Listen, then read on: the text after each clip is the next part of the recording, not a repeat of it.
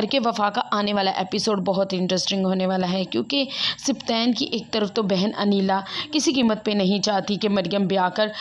سبطین کے ساتھ آئے۔ سبطے کو بھی یہ بات محسوس ہو رہی ہے، اور دوسری طرف مریم کے گھر میں بھی آصف کو لے کر جو پریشانی اور ٹینشن ہے، اس وجہ سے بھی سبطین چاہتا ہے کہ جلد سے جلد مریم کے ساتھ اس کی شادی ہو جائے۔ اگلے سین میں آپ دیکھیں گے کہ جب آفس میں مریم آئے گی تو سبطے اس کو دیکھ کر بہت خوش ہوگا اور اس کے پاس جا کر کہے گا، ہر وقت مجھے ڈر لگا رہتا ہے کہ کہیں تم مجھ سے دور نہ چلی جاؤ، اس لیے میں چاہتا ہوں کہ جلد سے جلد ہماری شادی ہو جائے۔ اس پہ مریم کہے گی، یہ آپ کیسی باتیں کر رہے ہیں، میں آپ سے دور کیسے جا سکتی ہوں، اب تو ہمارے دونوں گھر والوں میں آپس میں بات ہو گئی ہے، رشتہ بھی فائنل ہو گیا ہے، اب تو ہماری شادی ہونی ہی ہے۔ سبطین کہے گا،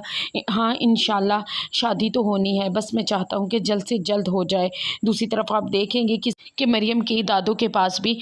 سبطین کی گھر سے فون آ جائے گا کہ شادی کی ڈیٹ جلد سے جلد رکھنی ہے، تو دادو بھی بہت خوش ہو جائیں گے اور خوشی خوشی راضی ہو جائیں گی۔ جب یہ بات پھپھو کو پتہ چلے گی تو پھپھو پورے گھر میں رونا دھونا مچا دے گی کہ میرا بیٹا جیل میں سڑ رہا ہے اور آپ اس گھر میں شادی کی شہنائیاں بجانے اور خوشیاں منانے لگے ہوں، وہ پورے گھر میں رونا دھونا مچا دے گی۔ دوسری طرف آپ دیکھیں گے کہ سبطین آخرکار آصف کی بھی ضمانت دوا ہی دے گا اور پھپھو کی بھی جان میں جان آ ہی جائے گی اپنے بیٹے کو دیکھ کر۔ دوسری طرف آپ دیکھیں گے انیلا اتنی جلدی سبطین کی شادی مریم سے کرنے کی روادار نہیں ہوگی، اور سبطین ان سارے حالاتوں کو مد نظر رکھتا ہوا شجیلا کے شوہر کے پاس جائے گا اور کہے گا کہ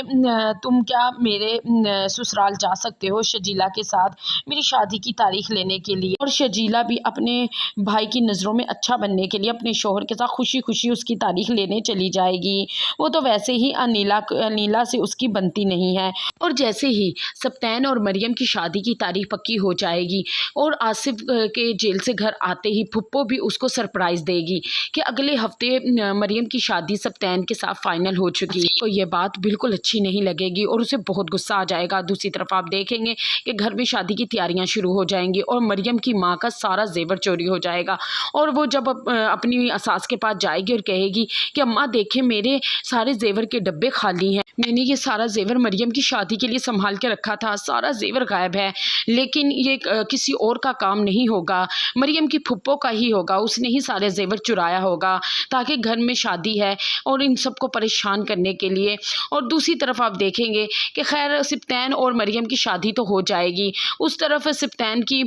تینوں بہنیں مریم کا جینا حرام کر دیں گی، سبطین اور مریم کو خوش نہیں رہنے دیں گی، اور ادھر پھپھو بھی ہر وہ کوشش کرے گی جس سے مریم اور سبطین میں علیحدگی ہو۔